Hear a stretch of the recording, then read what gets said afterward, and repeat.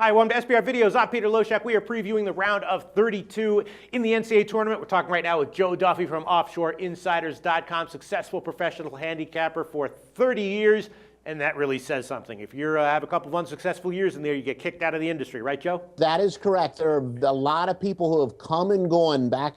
You know, why I've gotten this gray hair. I've seen so many people come and go.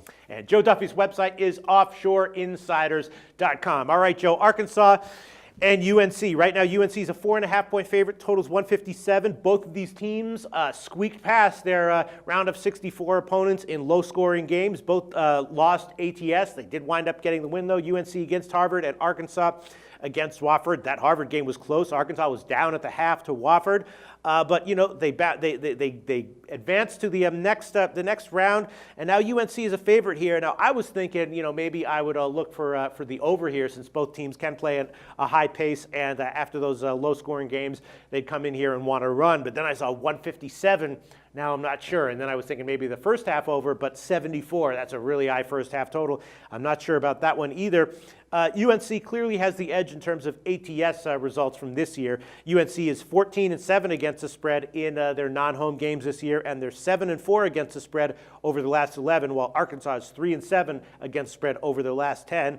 So I'm guessing UNC has the edge here. The question is 4.5 points too much? What's your take on this game, Joe Duffy? I thought that Harvard didn't really have the inside presence to match up against North Carolina's so-so defense inside, but with Bobby Portis, a definite go-to guy. Remember, this guy was the SEC Player of the Year. There's a team called Kentucky that's in the SEC, so Portis is one heck of a player, and I think that he's going to have a big game down low against North Carolina, a team that has height, but they don't really have a lot of height that plays good defense.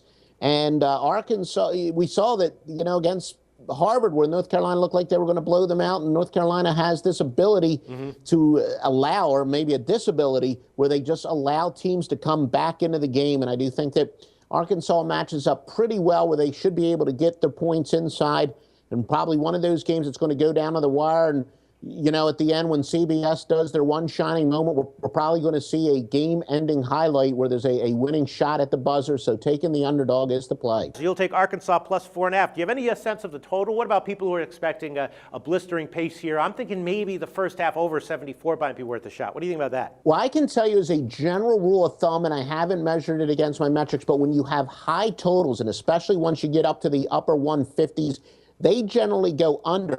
Now, I honestly don't know, because I haven't, as I said, run all my computer programs to see if this game specifically applies. But when I see a high total, my knee-jerk reaction is to say under. But whether or not it truly applies here, I honestly have to do a little bit more research before I can say definitively. Joe Duffy from OffshoreInsiders.com liking Arkansas plus 4.5. And even though I really would love a win by UNC straight up, I got to agree with them. Arkansas plus 4.5. Joe Duffy, tell us what OffshoreInsiders.com is all about.